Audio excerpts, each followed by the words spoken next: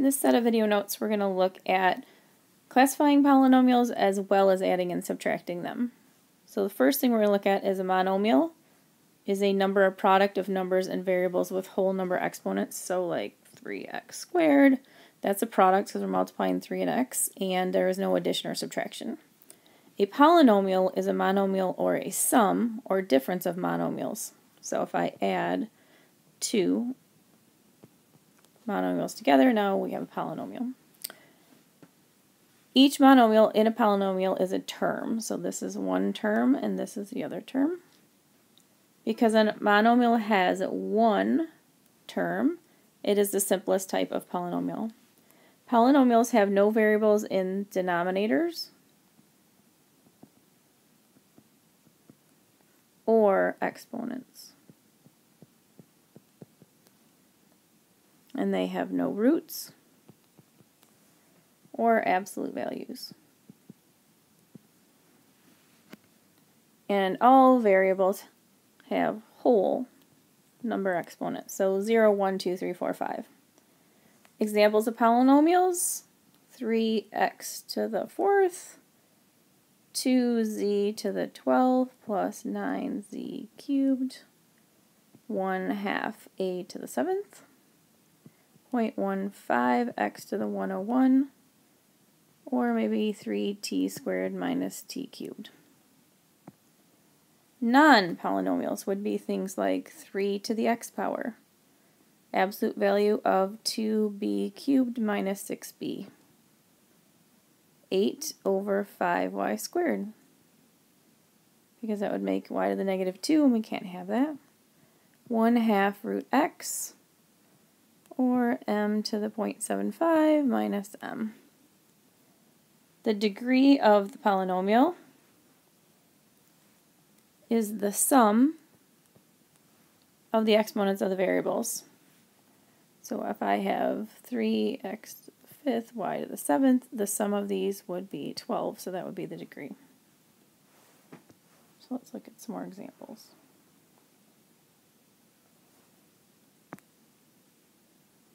Identify the degree of a monomial, identify the degree of each. So we're going to have the degree here is 6, because that's my exponent, and the degree here, this is really x to the 0 power, so 0. And my degree is x to the 1st, y to the 3rd, so that would be 4. And my degree would be a to the 2nd, b to the 1st, c to the 3rd, so 2 plus 1 plus 3 is 6.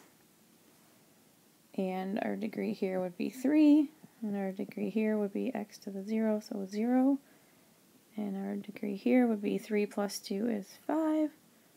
And our degree here would be 6 plus 1 plus 2, so 6, 7, 8, 9. The standard form of a polynomial. So we have a degree of a polynomial is given by the term with the greatest degree. A polynomial with one variable is in standard form when its terms are written in descending order by degree. So in standard form, the degree of the first term indicates the degree of the polynomial, and the leading coefficient is the coefficient of the first term. So here we have x cubed, x squared, x, and then that would be x to the 0. So x cubed is first by definition of standard form. The degree is the exponent, and the leading coefficient is the number in front of the x cubed. When we're looking at classifying polynomials, a polynomial can be classified by its number of terms. A polynomial with 2 terms is called a binomial, and a polynomial with 3 terms is called a trinomial. And we already talked about polynomials with 1 term, those are monomials. A polynomial can also be classified by its degree.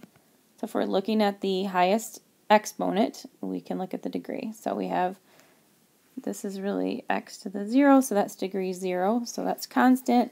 X to the 1st is linear, x to the 2nd is quadratic, x to the 3rd is cubic, x to the 4th is quartic, and x to the 5th is quintic.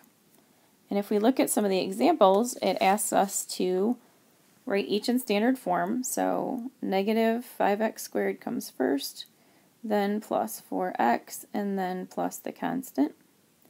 And our leading coefficient is this negative 5 in front. And our degree is our squared, so squared. And then our number of terms is 3. Whoops. So if we go by the degree, we have a quadratic. And if we go by the number of terms, we have a trinomial. In our second example, we have 8x to the 4th, and then plus 3x squared and minus 4. Leading coefficient is 8. The degree is 4. And the number of terms is 1, 2, 3. So if we go by degree, we have quartic. If we go by terms, again we have a trinomial.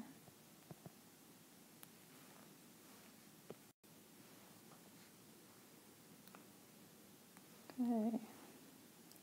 Looking at letter C, we have negative 2x squared, and then plus 4x and plus 2. So we have our leading coefficient is negative 2, our degree is 2, and our number of terms is 3. So by degree we have quadratic. By number of terms we again have a trinomial. And our last example, we have x cubed, then we have minus 18x squared, and plus 2x, and minus 5. So our leading coefficient is 1, because this is really 1x cubed. Our degree is to the third, and our number of terms, we have 1, 2, 3, 4. So by degree, we have a cubic, and by number of terms, we have a polynomial with 4 terms. To add or subtract polynomials, we combine like terms. So in our first example, we really have 2x cubed plus 9 minus x plus 5x squared plus 4 plus 7x plus x cubed. And I basically distributed a positive 1 to everything to get rid of the parentheses. So now I can combine like terms. So I have 2x cubed and positive x cubed, so I have 3x cubed. That's my highest exponent. My next highest is squared, so I have 5x squared. And then I have just regular x, so I have minus x and plus 7x. So we have plus 6x, and then I have plus 4 and plus 9, so we have positive 13. So that is added together. In our next example, we have 3 minus 2x squared, and then we need to distribute the negative to all terms inside. So negative times x squared is negative x squared, negative times positive 6 is negative 6, negative times negative x is a positive x. So then we can look at negative 2x cubed minus x, or negative 2x squared minus x squared is negative 3x squared. And then we have just positive x. And then negative 6 and 3 makes negative 3. So that is added together. In our next example, we have negative 36x squared plus 6x minus 11.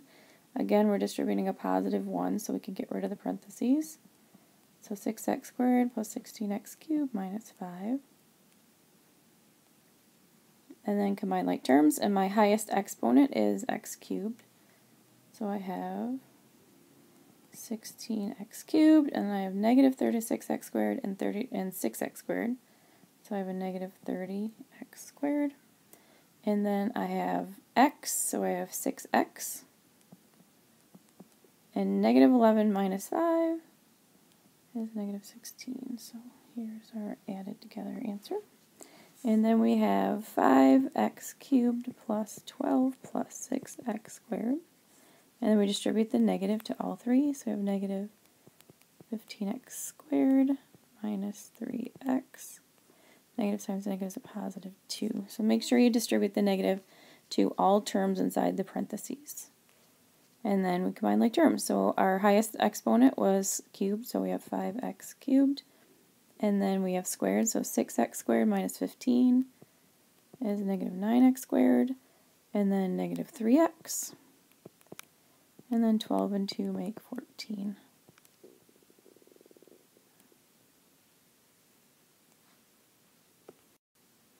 In our application problem, we have the cost of manufacturing a certain product can be approximated by the function, where x is the number of units of product in hundreds. Evaluate f of 0 and f of 200. So f of 0, we just plug in zeros. So 3 times 0 cubed minus 18 times 0 plus 45. And f of 0 would be 45. So 45 is cost of 0 units. And then we would have f of 200. So it would be 3 times 200 cubed minus 18 times 200 plus 45. And if we did the math on that in the calculator, we would end up with 2399645, and that is 1, 2, 3. So the cost of 2399645 and we put in 200. But actually it's in hundreds, so we have 200, and x is the number of units of the product in hundreds, so there's 200 hundreds, so it's really 20,000 units. And then we are also going to look at some examples where we're going to use the calculator. So if we were to plug in the following into the calculator, we would look at the graph. So our first graph would be 2x cubed minus 3x. If we put it in the calculator, it would look something like this, and we have 1, 2, 3 zeros. And for part B, if we put it in the calculator, it would go something like this. And we would have 1, 2, 3, 4 zeros. And the next one would look like this, and we'd have 1, 2, 3 zeros. And for letter D, if we put it in the calculator, it would look like this. And there are no zeros because it doesn't even cross the x-axis. And then on letter E, we would have a graph like this, and there would be 1, 2 zeros. And in letter F, we would have something like this. And we would have 1, 2, 3, 4 zeros. So in this section we looked at classifying polynomials, adding and subtracting polynomials, and also looking at the graphs to find out how many zeros we have, which is when the graph crosses the x-axis, also known as an x-intercept.